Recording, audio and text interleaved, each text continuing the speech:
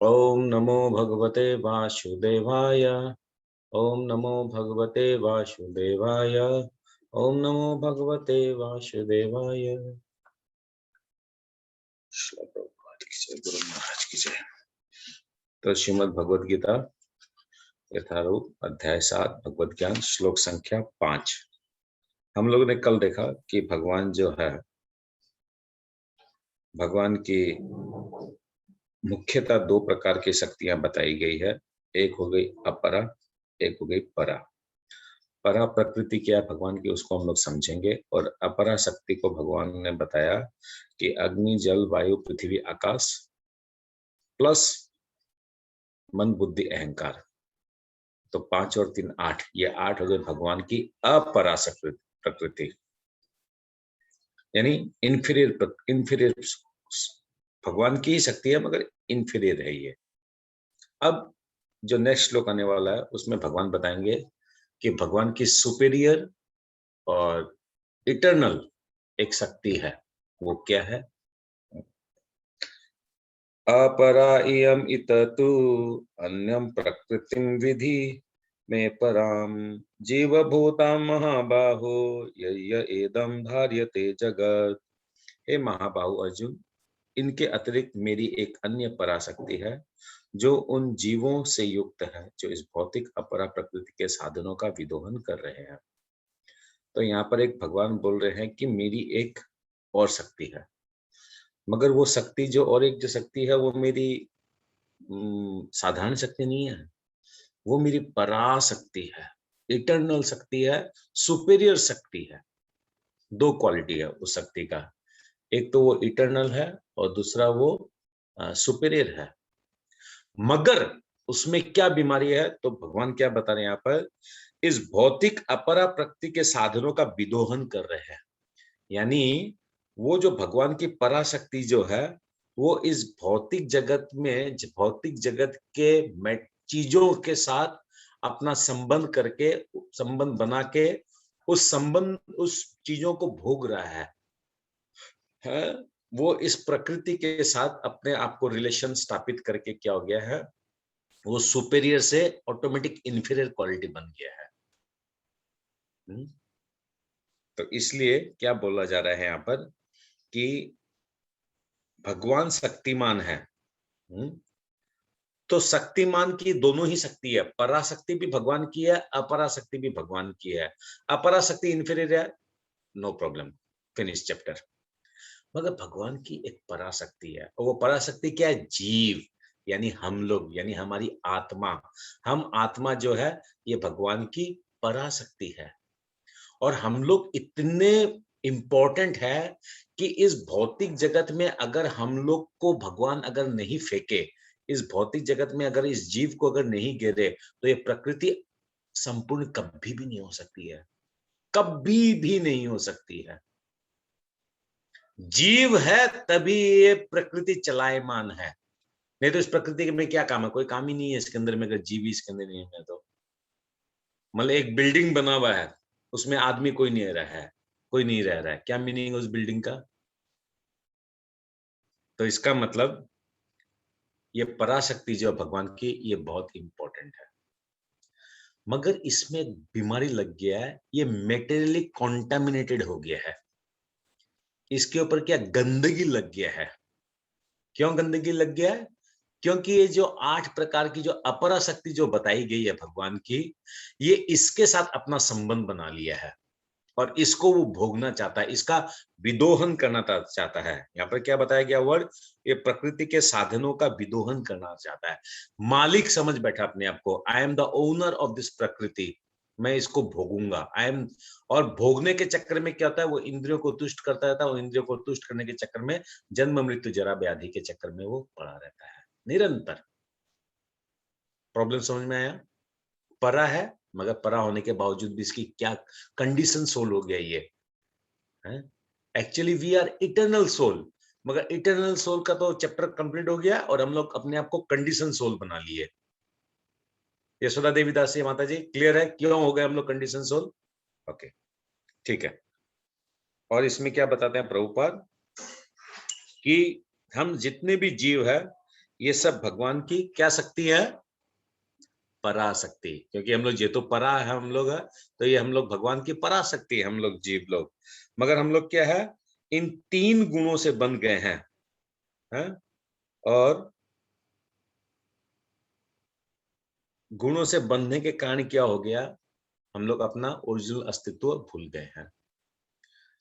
अभी ये जो जीव जो है, ये जो आत्मा जो है ना, इसके अंदर में भगवान के अंदर जितना कैरेक्टरिस्टिक्स है ना, भगवान के अंदर में जितनी कलाएं हैं, सारी कलाएं हम जीव में है, ईच एंड एवरी कलाएं हैं। ऐसे भगवान को 64 कलाएं बोला जाता है, 64 का 64 कला हम लोग जीव में भी है।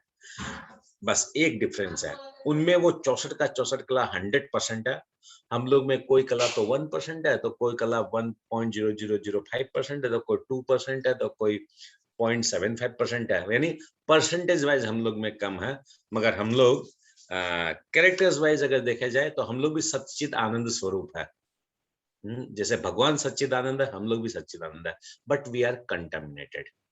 तो भगवान ये देखिए, अभी सब लॉजिकली समझिएगा क्यों भगवान ये सब बता रहे हैं। क्योंकि हम लोग इस दृश्य जगत को देख पा रहे हैं। अभी हम लोग सबसे पहले ह्यूमन लोग क्या देखते हैं, ये आकाश, ये चंद्रमा, ये पर्वत, ये पहाड़, ये नदी, ये। तो भगवान सबसे पहले हम लोग का वो कंसेप्शन क्लियर कर रहे हैं कि इस भौतिक जगत में तुमको जो कुछ भी दिख रहा है, जो कुछ भी दिख रहा है, इसका सृजन, इसका जो ओरिजिन, वो मैं हूं। चाहे वो लिविंग हो, चाहे वो नॉन लिविंग हो, चाहे वो मूवेबल हो, चाहे वो अनमूवेबल हो। अब सपोज कोई सोच लेता है कि मैं रॉकेट बनाया हूं, मैं रॉकेट बनाया हूं। शिखा गुप्ता माता जी बोलेगी, I am the scientist, I have invented the rocket, I have discovered the rocket. मगर वो रॉकेट को बनाने के लिए जो सामग्री चाहिए, वो रॉकेट को बनाने के लिए जो इंटेलिजेंसी चाहिए, वो रॉकेट को बनाने के लिए जो रॉ मटेरियल चाहिए, वो फायर चाहिए, फ्यूल चाहिए, क्या वो शिखा माता जी अपने घर से लाई है?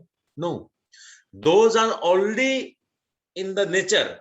उसको एक्सप्लोटेशन करके, उसको हम लोगों ने एक्सट्रैक्ट करके उस चीज को हम लोगों ने बनाया है।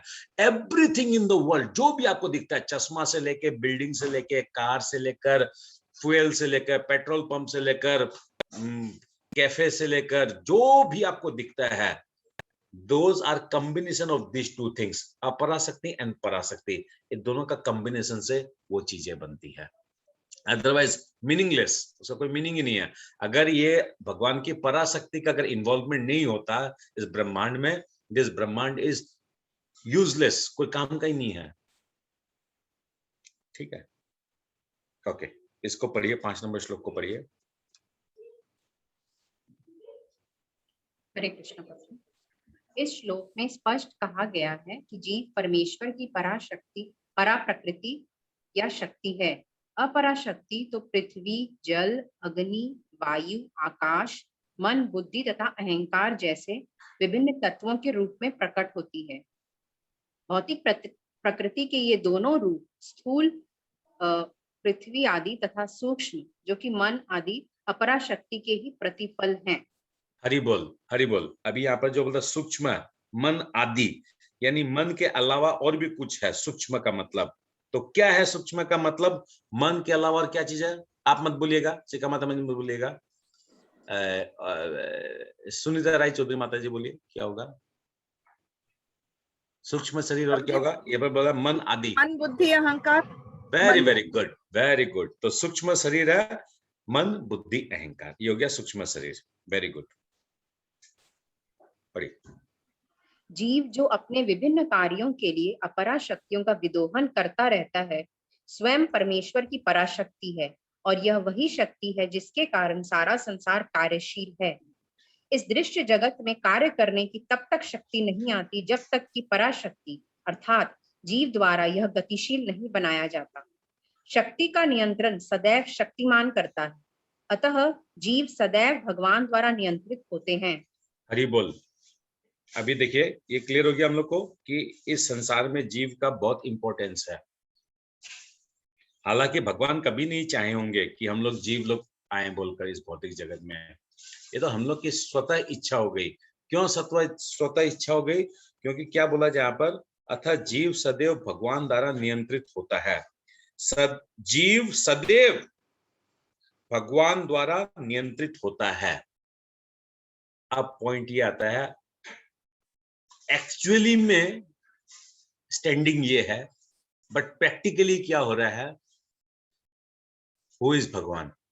अभी तो यही कंसेप्शन नहीं है 99% लोगों में, भगवान कौन है।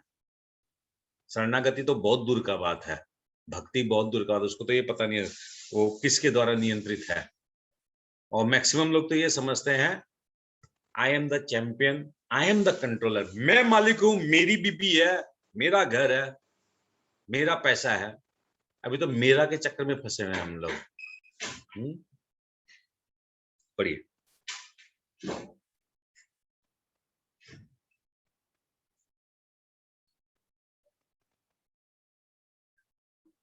हरि बोल, आवाज बंद है, हरि बोल, आपका वो माइक बंद है। जीवों का अपना कोई स्वतंत्र अस्तित्व नहीं है, वे कभी भी सम शक्तिमान नहीं, जैसा कि बुद्धिहीन मनुष्य सोचते हैं। श्रीमद् भागवत में 87.30 में जीव तथा भगवान के अंतर को इस प्रकार बताया गया है। अपरिमिता ध्रुवास्तनुभृतो यदि सर्वगता स्तर्हि न शास्तेति नियमो ध्रुव नेतर्था अजनी च यन्मयम् तद विमुच्य नियंत्र भवेत् सम मनुजानताम यद्मतम मत दुष्टतया। हे परम शाश्वत, यदि सारे देहधारी जीव आप ही की तरह शाश्वत एवं सर्वव्यापी होते तो वे आपके नियंत्रण में ना होते, किंतु यदि जीवों को आपकी सूक्ष्म शक्ति के रूप में मान लिया जाए तब तो वे सभी आपके परम नियंत्रण में आ जाते हैं। अतः वास्तविक मुक्ति तो आपकी शरण में आना है और इस शरणागति से वे सुखी होंगे, उस स्वरूप में ही वे नियंता बन सकते हैं। अतः अल्पज्ञ पुरुष जो अद्वैतवाद के पक्षधर हैं और इस सिद्धांत का प्रचार करते हैं कि भगवान और जीव सभी प्रकार से एक दूसरे के समान हैं, वास्तव में वे प्रदूषित मत द्वारा निर्देशित होते हैं। हरि बोल। यहाँ पर एक वर्ड आया अद्वैतवाद, यानी अद्वैतवाद वर्ड को समझना पड़ेगा। यहाँ पर क्या बोला, अतः अल्पज्ञ पुरुष जो अद्वैतवाद के पक्षधर हैं। द्वैत अद्वैत, द्वैत मीन्स डिफरेंस, अद्वैत मीन्स नॉन डिफरेंस, द्वैत मीन्स डिफरेंस, द्वैत मीन्स डिफरेंस, डिफरेंस मीन्स आत्मा और परमात्मा और ये बॉडी ये अलग अलग है, अंतर है। तो ये तो हो गया भगवत गीता का ज्ञान। और अद्वैत जो ये समझता है आत्मा और बॉडी सेम है, बॉडी खत्म होने के साथ ये आत्मा जो है ये जाकर, कोई तो बोलता है, जो शून्यवादी होता है वो तो समझता है प्रकृति में जाकर मिक्स हो जाएगा, और जो मायावादी है वो ये समझता है कि ब्रह्म ज्योति में जाके मिक्स होके इसका अस्तित्व खत्म हो जाएगा। यानी अद्वैत वाला क्या हो गया, आइडेंटिकल नहीं समझता है, टू डिफरेंट थिंग्स नहीं समझता है। और द्वैत हम लोग है, द्वैत यानी आत्मा और परमात्मा दो अलग अलग है, आत्मा और शरीर अलग अलग है, आत्मा का अस्तित्व खत्म नहीं होता है, ये हम लोग का फिलोसफी, ये हो गया द्वैत। चैतन्य महाप्रभु ने द्वैत, ठीक है, क्लियर। हरि बोल। बाकी लोगों को क्लियर होता है कि नहीं होता? ये तो जिन लोगों का कैमरा है उन लोग का तो चेहरा देख के मेरे को समझ में आता है, इन लोग क्लियर हो रहा है नहीं हो रहा, समझ में आ रहा नहीं हो रहा है। आप लोग बोलिएगा, जो लोग ऑफ कर रखे हैं नो प्रॉब्लम, ऑफ रखे, हमको प्रॉब्लम नहीं उससे, मगर कम से कम बोलिएगा, नहीं समझ में आ सके प्रभु क्या बोल दिया, आप समझ में ही नहीं आया, क्वेश्चन कीजिएगा।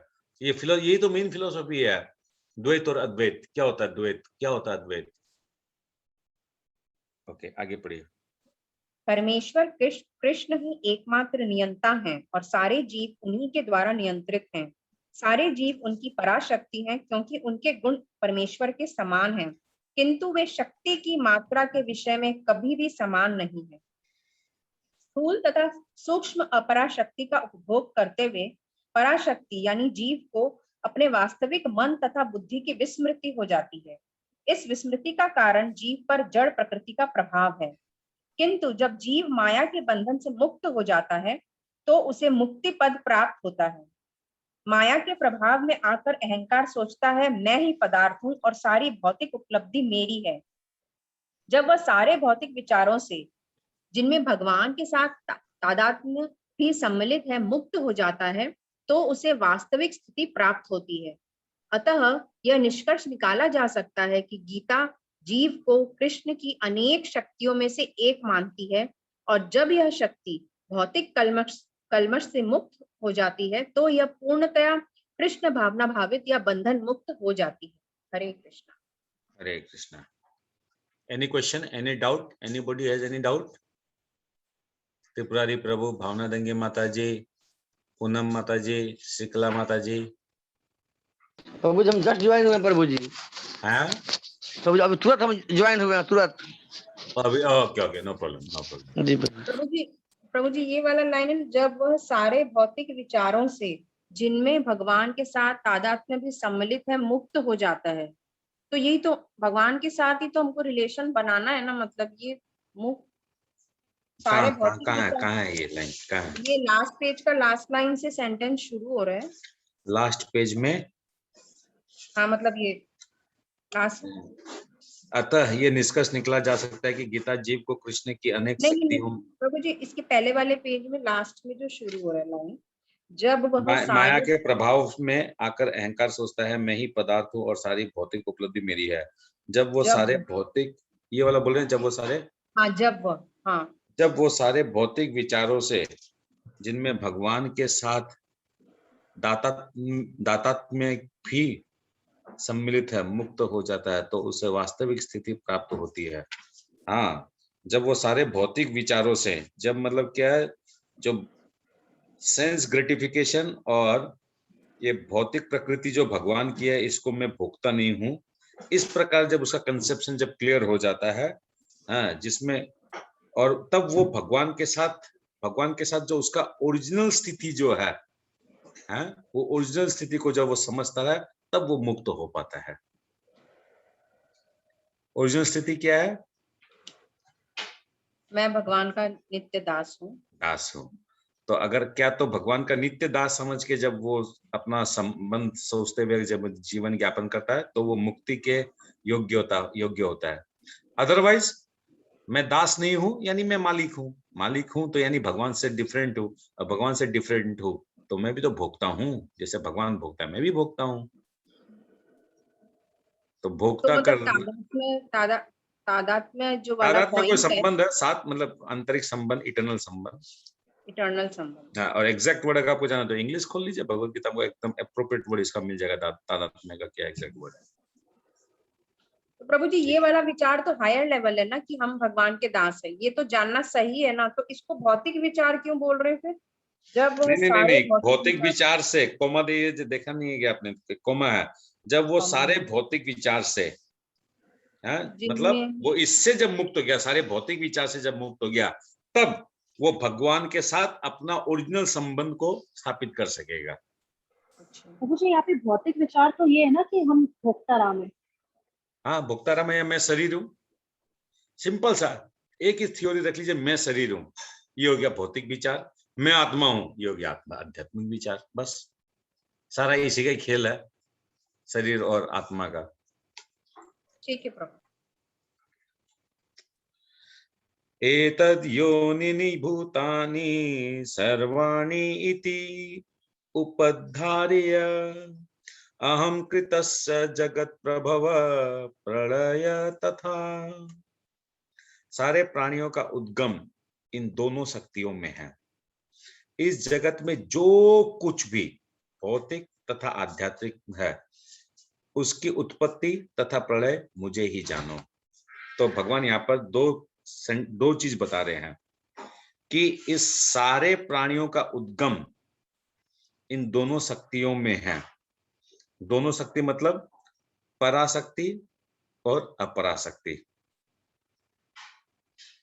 जितने भगवान जो है, भगवान हमारे आत्मा के मूल बीजदाता पिता है, ये तो हम लोग को क्लियर है। भगवान जो है आत्मा के मूल बीजदाता पिता है। अभी ये आत्मा यानी पराशक्ति और भगवान की अपराशक्ति, ये दोनों ही संयोजित होकर इस पूरे ब्रह्मांड का जो कुछ भी हम लोग को दिखता है वो तभी ये क्रियाशील होता है। जैसे हम लोग ऑलरेडी बता चुके हैं कि जैसे कोई बिल्डिंग दिखता है या कोई वाटर पार्क दिखता है हम लोग को, या कोई जिम दिखता है, कुछ भी हम लोग को दिखता है, वो सिर्फ भगवान की अपरा शक्ति से तो कंस्ट्रक्शन हुआ है, क्योंकि भगवान के प्रकृति के द्वारा वो हम लोग को मिला है, उससे वो कंस्ट्रक्शन हो गया। मगर उसका जो उसका उस जिम के अंदर में लोग आएंगे, लोग जाएंगे, तभी तो वो एक एक्टिव जिम है ना, नहीं तो वो क्या डोरमेंट जिम नहीं हो गया, या एक सिर्फ जिम बना हुआ है मगर वहां पर लोग कोई आ ही नहीं रहे हैं। तो इसलिए इस भौतिक जगत में जो कुछ भी है, एवरीथिंग इज कॉम्बिनेशन ऑफ परा एंड अपरा शक्ति, एवरीथिंग। इसमें एक चीज और समझना पड़ेगा,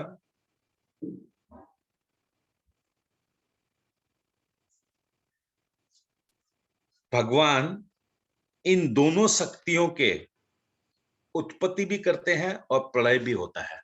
प्रलय का कारण भी भगवान ही है। क्या बोलना चाह रहे हैं, ये थोड़ा डीप चीज है, समझने की कोशिश कीजिएगा पहले।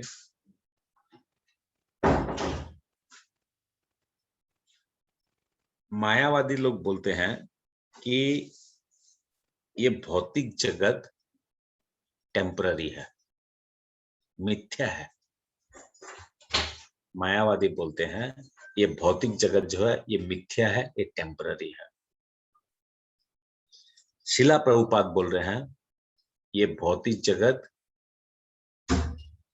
नहीं सॉरी गलत बोल दिया मैं। मायावादी बोलते हैं कि ये भौतिक जगत जो है वो मिथ्या है, अनित्य है, मिथ्या है। और प्रभुपाद क्या बोल रहे हैं, भगवान क्या बोल रहे हैं कि ये भौतिक जगत जो है ये मिथ्या नहीं है, ये टेम्पोररी है। क्यों टेम्पोररी है? महाविष्णु जब सांस लेते हैं तब ये भौतिक जगत जो है महाविष्णु के अंदर में समा जाता है, यानी महाप्रलय। महाप्रलय में ये जो 4 युग के बाद जो प्रलय होता है वो प्रलय नहीं, 4 युग के बाद तो बहुत छोटा प्रलय होता है, उसमें तो क्या होता है, सिर्फ इसमें सिर्फ युग है, परिवर्तन होता है, ये नहीं। ब्रह्मा जी का जब 100 साल जब पूर्ण होता है तब क्या होता है, महाप्रलय होता है। तब क्या होता है, महाविष्णु सांस लेते हैं। महाविष्णु जब सांस लेते हैं तो ये जो पृथ्वी है, जो ब्रह्मांड जो है, ये महाविष्णु में समा जाता है। और कई करोड़ों अरबों साल बाद जब महाविष्णु वापस जब सांस को जब छोड़ते हैं तो उनके उनके रोम छिद्र से जो है वापस ये ब्रह्मांड सृजन होता है। तो क्या ये ब्रह्मांड खत्म हुआ गया जब महाविष्णु के अंदर गया, ये फिनिश हो गया था चैप्टर इसका? नहीं हुआ।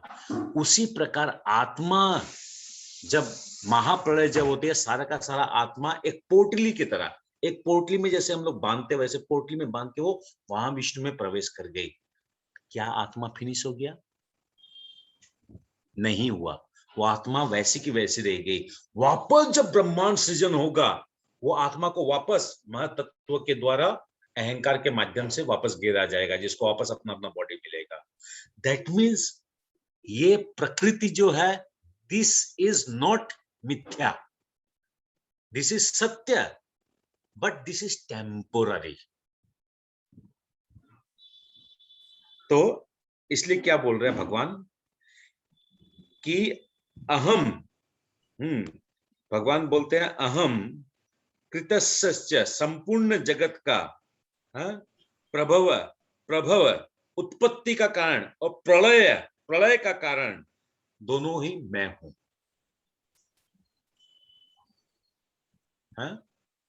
हम लोग जो बोलते हैं ना कि जब पाप बढ़ेगा तब ये पृथ्वी विनाश होगी, पृथ्वी विनाश होगी, पाप बढ़ेगा, ये फॉल्स कहानी है। ये ऐसा नहीं हो सकता है। भगवान का जब मर्जी होगा ना तब प्रलय हो जाएगा, इसमें पाप फाप के साथ कोई लेन देन नहीं है। वो एक अलग बात है। भगवान बोलते हैं जैसे जेतु 4 युग बनाया हुआ है, अथा कलयुग जब आ जाएगा तो उस टाइम पर युग का नाश होगा, युग का नाश होगा। मगर उसमें भी ऐसा होगा, जैसे मैं कल क्या बोला कि सबसे पहले महातत्व से आकाश बनता है, आकाश से वायु, वायु से अग्नि, अग्नि से जल और जल से पृथ्वी ऐसे बनता है। और जब विनाश जब होता है ना, तब वापस ये होता है, ये पृथ्वी जाके जल में मिल जाती है, पूरा जल में हो जाता है, ये पृथ्वी नहीं रहती है। जल जो है वो अग्नि से वो जलकर अग्नि हो जाता है, और अग्नि वायु में मिक्स होती है, और वायु जाके फिर आकाश में मिक्स होता है, और आकाश जो है महातत्वों में जाके मिक्स हो जाता है। तो एक तरह से देखा जाए, क्या ये पृथ्वी भी फिनिश हो गया? अल्टीमेटली पृथ्वी वापस जब सृजन होगा, वापस वो वैसे का वैसे बनेगा जैसे वे विसर्जन हुआ था। जैसे विसर्जन हुआ वैसे वापस सृजन होगा, सेम प्रोसेस से। हरि बोल। आप लोग पकड़ पा रहे हैं ना? सब बाउंसिंग मार रहा है एकदम धमाधम, पकड़ पा रहे हैं? Okay good. तो यानी भगवान जो है वो ही उत्पत्ति और प्रलय का कारण है। इसका मतलब 6 नंबर श्लोक तक जो हम लोग पढ़े 7वां अध्याय का, अभी तक ये मालूम चल गया है। क्या मालूम चल गया है? आप लोग नोटिंग कीजिए जो इंपॉर्टेंट पॉइंट है हम लोग को जो बनाना है। क्या मालूम चला है? एक मिनट रुकिए।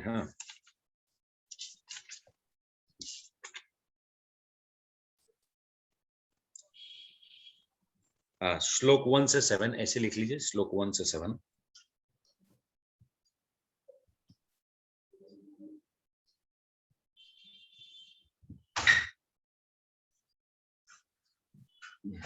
नंबर 1,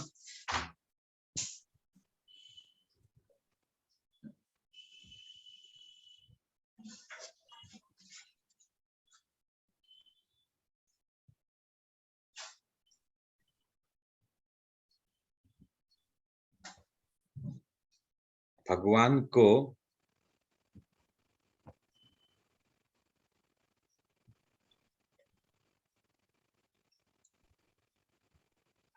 कई हजार मनुष्यों में कोई एक जान पाता है। नंबर 2, भगवान की 8 अपराशक्ति। नंबर 3, भगवान की 1 पराशक्ति। प्रभु जी थोड़ा स्लो बोलिए प्रभु जी। भगवान की 8 अपराशक्ति, भगवान की एक पराशक्ति। तो 2 में क्या होता है? 2 में प्रभु जी, 2 नंबर में भगवान की 8 अपराशक्ति।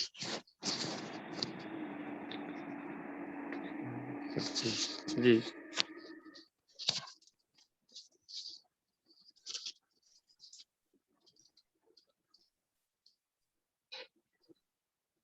फिर 4 नंबर पॉइंट लिखिए। 3 नंबर प्रभु जी, 3 नंबर क्या है? भगवान की एक पराशक्ति।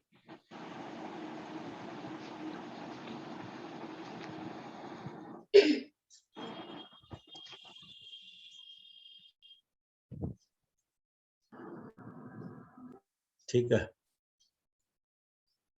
अब 4 नंबर पॉइंट लिखिए।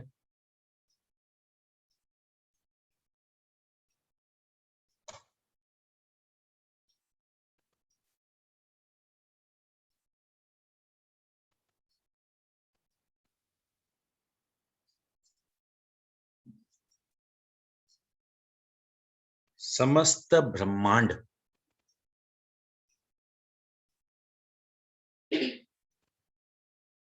दोनों शक्तियों का उद्गम है। समस्त ब्रह्मांड दोनों शक्तियों का उद्गम है।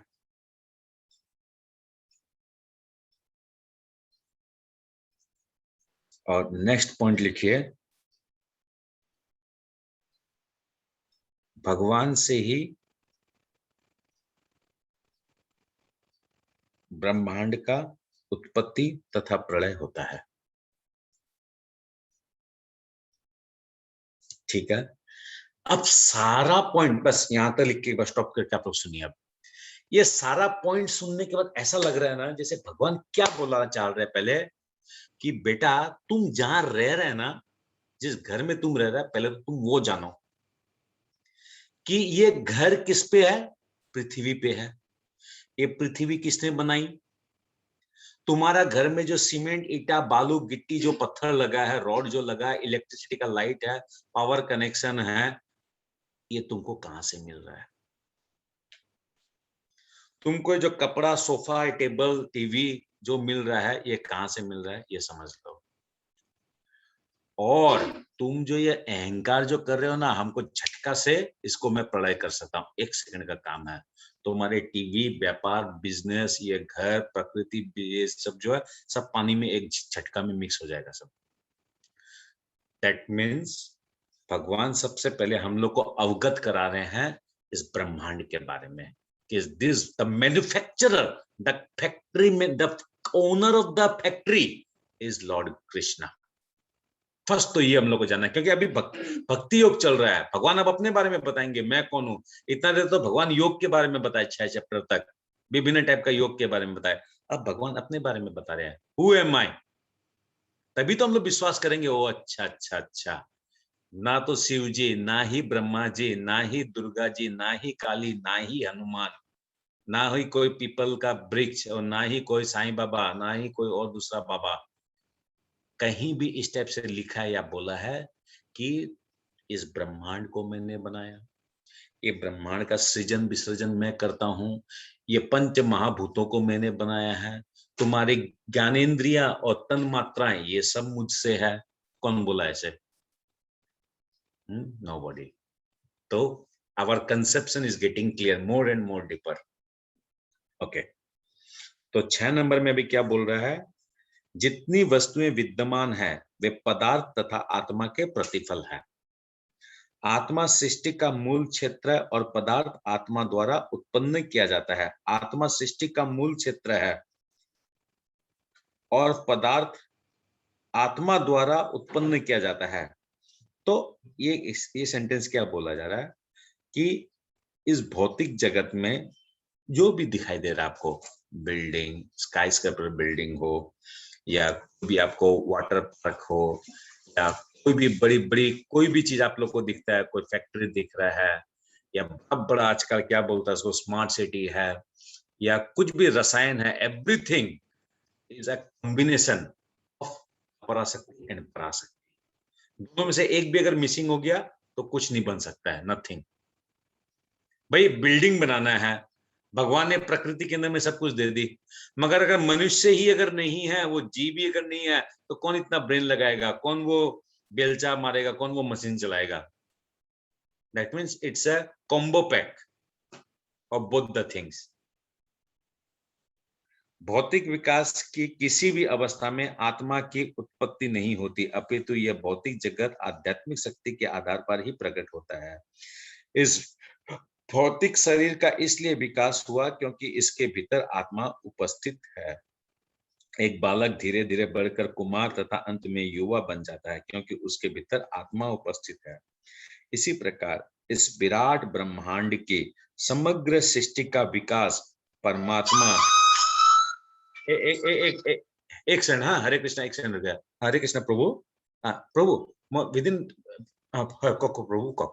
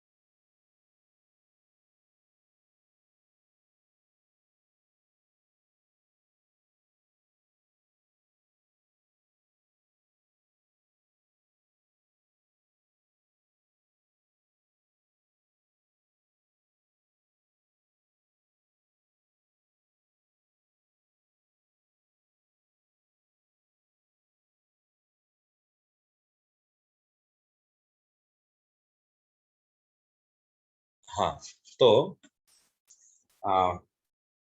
अतः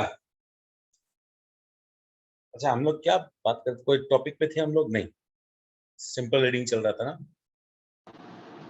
राइट? एक बालक धीरे धीरे बढ़कर, यहाँ से था प्रभु जी। हाँ एक बालक धीरे धीरे बढ़कर कुमार वाला लाइन। हाँ हाँ, यस, करेक्ट। यानी बालक धीरे धीरे बढ़कर कुमार तथा अंत में युवा बन जाता है। इसमें अपने को किसी को याद है, अपने को एक तो श्लोक भी मिला था इसी टॉपिक के ऊपर में। चैप्टर याद है आप लोग को? नहीं, चैप्टर 3 प्रभु जी। चैप्टर 2 चैप्टर 3 नहीं, चैप्टर 2 है प्रभु जी। चैप्टर 2 में है, तथा देहांतर प्राप्ति धीरज तत्र न मुह्यते। 2.14 या 2.13 ऐसे कुछ है ये, 2.13। इसी प्रकार इस विराट ब्रह्मांड की समग्र सृष्टि का विकास परमात्मा विष्णु की उपस्थिति के कारण होता है। तो इसी प्रकार इस विराट ब्रह्मांड की समग्र सृष्टि का विकास विष्णु की उपस्थिति के कारण होता है। क्योंकि कण कण में विष्णु है, सर्वव्यापी विष्णु है। अतः आत्मा तथा पदार्थ मूलतः भगवान की दो शक्तियां हैं। आत्मा तथा पदार्थ दोनों ही भगवान की शक्तियां हैं, मूल शक्तियां हैं। मतलब एक हो गई पराशक्ति, एक हो गई अपराशक्ति, जिनके संयोग से विराट ब्रह्मांड प्रकट होता है। हम लोग क्या सोचते हैं, ये घर मैंने बनाया, I am the architect, I am the engineer, ये रॉकेट का जो है इसरो वालों ने बनाया, यूनेस्को का फंडिंग हुआ, ये हुआ वो हुआ। मगर यहाँ पर भगवान तो क्लियरली बोल रहे हैं, तुम्हारे पास रॉकेट, तुम्हारा बिल्डिंग, तुम्हारे बड़ा 1 लाख स्क्वायर फीट का मॉल, जो कुछ भी है ये अल्टीमेटली मेरे शक्ति से बना है। अतः भगवान ही सभी वस्तुओं के आदि कारण है। भगवान का अंश रूप जीवात्मा भले ही किसी गगनचुंबी प्रासाद या किसी महान कारखाने या किसी महानगर का निर्माता हो सकता है, किंतु वो विराट ब्रह्मांड का कारण नहीं हो सकता। This is the clear. इस विराट ब्रह्मांड का सृष्टा भी विराट आत्मा या परमात्मा है। और परमेश्वर कृष्ण विराट तथा लघु दोनों ही आत्माओं के कारण है। अतः वे समस्त कारण के कारण है। इसकी पुष्टि कठोपनिषद में 2.2.13 में हुई है। नित्यो नित्यानाम चेतनानाम चेतनश्च चेतनानाम। तो भगवान जो है is the origin of everything, सर्व कारण कारणम। बहुत सुंदर तरीका से ये समझाया था एक तो प्रभु ने, मैं भूल गया। सर्व कारण कारणम जो भगवान को बोलते हैं, समस्त कारण के कारण, इसकी खूब सुंदर एक तो एग्जाम्पल से समझाए थे वो। He is the origin of the everything. Anyways, इस श्लोक से ये समझ में आ गया, यहाँ तक 6 नंबर अध्याय, 6 नंबर श्लोक तक हम लोग को, कि this material manifestation is with the two shaktis of Lord Krishna, Aparashakti and Parashakti, with combo of Aparashakti and Parashakti. Matah param tapa nanya chitasti dhananjaya mai sarvam idam proktam sutre mani gana iva. आप लोग, माता जी लोग गला में हार पहनती है, मोतियों का हार। वो मोती एक सूता में पिरोया जाता है।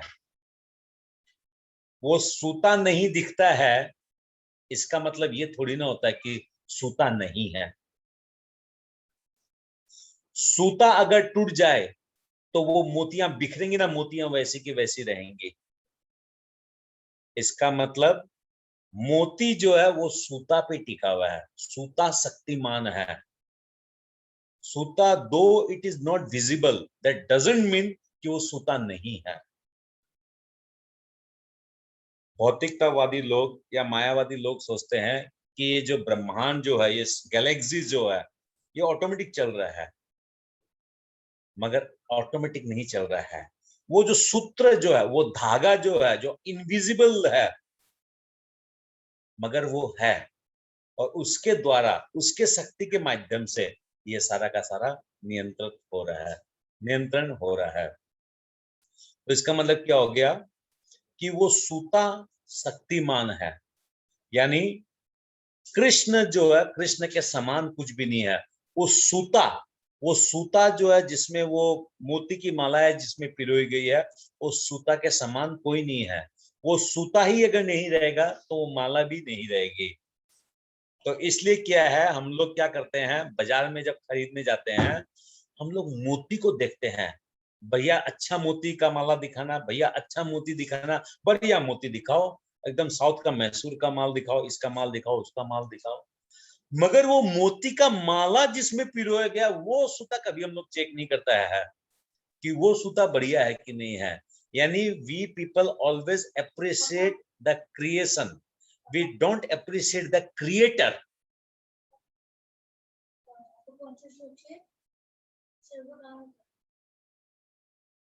सर्वकारण कारणम का श्लोक नहीं है, भागवतम में है इसका एग्जाम्पल। सर्वकारण कारणम का क्या श्लोक निकालो तुम। एनीवेज, तो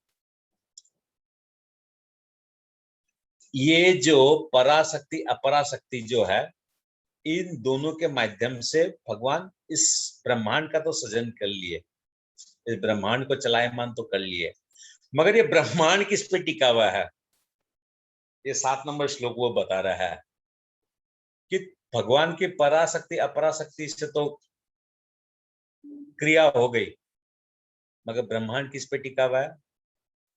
हा? वो सूता, वो धागा क्या है? वो सूता और धागा कृष्ण है। दिख नहीं रहा है, इसका मतलब ये नहीं कि वो नहीं है, हा? ये दिखेगा। जिस प्रकार आज आप लोग को मालूम चला है, उस प्रकार से जो भगवत गीता को पढ़ेगा, उसके पास ये नजर होगा, उसके पास ये दृष्टि होगी, ये जानने की कि ये जो सब कुछ जो चल रहा है, ये कृष्ण चला रहा है, भगवान चला रहा है। ओके। हे धनंजय, धनंजय मतलब अर्जुन को बोला गया है, ये मैं पहले कई बार बता चुका हूं। मुझसे श्रेष्ठ कोई सत्य नहीं है। जिस प्रकार मोती धागे में गूंथे रहते हैं, उसी प्रकार सब कुछ मुझ पर ही आश्रित रहता है, सब कुछ, नो एक्सेप्शनल। जैसे हम लोग बोलते ना कि हम लोग सब कोई ट्रेन में जाएंगे एक्सेप्ट मोहन प्रभु, ऐसा नहीं है, सब कुछ। हम लोग मन में उस्ताद कितना ही बनते रहो, पर हम लोग का उस्तादी कोई काम का नहीं है। भगवत गीता के हिसाब से we all are dependent, we all are आश्रित ऑन लॉर्ड। बेकार का फुटा नहीं मारता हम लोग। एक मर्सिडीज गाड़ी हो जाए घर में, रास्ता से जाएंगे ना, मतलब ऐसा लगा बाप ने रास्ता खरीद दिया है, हैं? और दादा का जो है सारा सिस्टम बनाया हुआ है। कोई छू दे उसको तो हम लोग को गुस्सा आए, हैं? कोई पुलिस वाला रोक ले तो ऐसा लगे तो सारा हमारा है, तुम कौन होता रोकने वाला। तो दिस इज, हैं? परम सत्य साकार है या निराकार, इस पर सामान्य विवाद चलता रहता है। परम सत्य साकार है कि निराकार, उस धागा को तुम देख नहीं पा रहे हो क्योंकि तुम अकल के अंधे हो। वो धागा तो है ही है, हैं? वो मोती को क्या डेंड्राइट से चिपके बनाया क्या माला को? नहीं, वो मोती के अंदर में पिरोया हुआ है। जहां तक भगवत गीता का प्रश्न है, परम सत्य तो श्री भगवान कृष्ण है और इसकी पुष्टि पद पद पर होती है। इस श्लोक में विशेष रूप से बल है कि परम सत्य पुरुष रूप है। परम सत्य कौन है? पुरुष रूप है। मैं कल भी बोला था, हम लोग सब स्त्री है। अगर सीखा माता जी, राधिका माता जी, गीता माता जी अगर स्त्री है, तो ये मोहन ब्रजराज या त्रिपुरारी प्रभु जो है, हम लोग भी एक तरह से देख रहे हैं, हम लोग भी स्त्री है, हम लोग भी कृष्ण के दासी है। कृष्ण ही एकमात्र पुरुष है, and rest we all are to serve him. इस श्लोक में विशेष रूप से बल है कि परम सत्य पुरुष रूप है। इस बात की भी भगवान ही परम सत्य है। ब्रह्म संहिता में इसकी पुष्टि हुई है। ईश्वर परम कृष्ण सच्चिदानंद विग्रह है। परम सत्य से भगवान कृष्ण ही है जो आदि पुरुष है। No one is before Krishna. This is means आदि, अनादि, आदि काल। इस बात की ही भगवान, इस बात की कि भगवान ही परम सत्य है। परम सत्य भगवान श्री कृष्ण ही है जो आदि पुरुष है। समस्त आनंद के आधार गोविंद है और वे सच्चिदानंद स्वरूप है। तो समस्त आनंद के आधार गोविंद है। भगवान का एक नाम गोविंद है। क्यों गोविंद है? क्योंकि भगवान जो है समस्त इंद्रियों को, समस्त गौओं को, समस्त गोस्वामियों को, सभी को आनंद प्रदान करते हैं, इसलिए उनका एक नाम गोविंद है। और वो गोविंद कौन है? वो गोविंद सच्चिदानंद स्वरूप है। सच्चिदानंद स्वरूप is the top most, that is the top most. और वो टॉप मोस्ट कौन है? वो आदि भगवान है। वो आदि कृष्ण जो है वो सच्चिदानंद है। और जब देखिए योगेश प्रभु है, योगेश प्रभु चश्मा लगाते हैं, एक दुबले पतले इस टाइप से आदमी है। इनके फादर भी कहीं ना कहीं मोर और लेस 70%, 50% 30% 80% इनकी तरह दिखने में लगेंगे। इनके जो दादाजी जो है वो भी 20-30-50% इनकी तरह लगेंगे। इनके जो परदादा है इनकी तरह लगेंगे, मतलब वो वैसे हैं बोल के ये वैसे लग रहे हैं, ठीक है ना, ऐसे समझिए।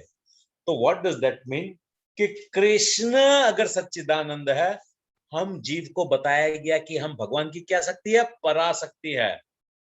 That means we are also सच्चिदानंद। मगर भगवान क्या बोले यहाँ पर 5वें नंबर श्लोक में कि भौतिक प्रकृति के साधनों का विदोहन कर रहे हैं। इसलिए हम लोग क्या इस भौतिक प्रकृति को अपना अंश बना लिए हैं। हम लोग अपना बैंक का फॉर्म में पढ़ते ना आप लोग, permanent address, present address. Permanent address जो था वही एक्चुअली में प्रेजेंट एड्रेस होना चाहिए था, और हम लोग क्या किए, परमानेंट एड्रेस को एक कर दिए और प्रेजेंट एड्रेस को एक कर दिए, अलग अलग बना दिए। What the point? फिर भी निर्विशेषवादी श्वेतस्वर उपनिषद में 3.10 उपलब्ध वैदिक मंत्र का आधार पर तक करते हैं। ततो यदु तदंतरम तद्रूपमनामयम् एतद् दूरमृतस्ते भवन्तयत् एतर दुखम एवाप्यन्ति। भौतिक जगत में ब्रह्मांड भौतिक जगत में ब्रह्मांड के आदि जीव ब्रह्मा को देवताओं, मनुष्य तथा निम्न प्राणियों में सर्वश्रेष्ठ माना जाता है, किंतु ब्रह्मा के परे एक इंद्रियातीत ब्रह्म है जिसका कोई भौतिक स्वरूप नहीं होता है और जो समस्त भौतिक कल्मश से रहित होता है। जो व्यक्ति उसे जान लेता है वो भी दिव्य बन जाता है, किंतु जो उसे नहीं जान पाता वे सांसारिक दुखों को भोगते रहते हैं।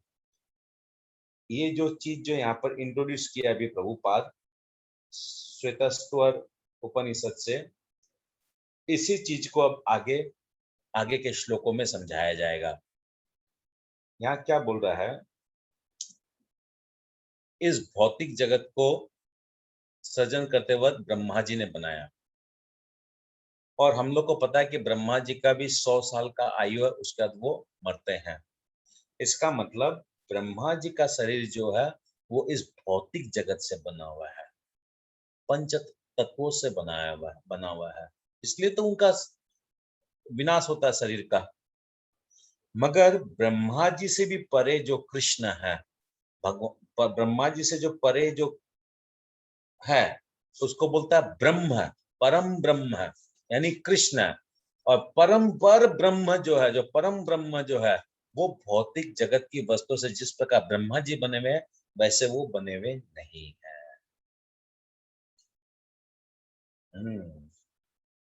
और क्या बोला जा रहा है?